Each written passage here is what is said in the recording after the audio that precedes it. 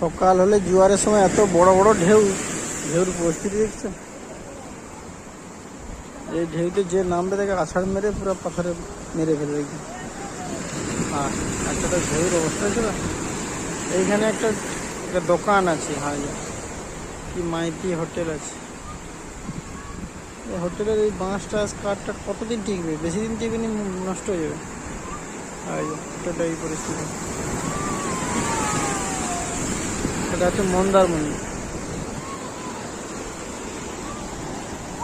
আর সবাই স্টাফ এখানে দেখা যাচ্ছে। ঢেউ তো নামতে পারেনি। হ্যাঁ, একটা বড় ঢেউ আছে, কত বড় ঢেউ। মোবাইলে খুব একটা বোঝা যায়নি, কিন্তু খুব বড় ঢেউ হয়।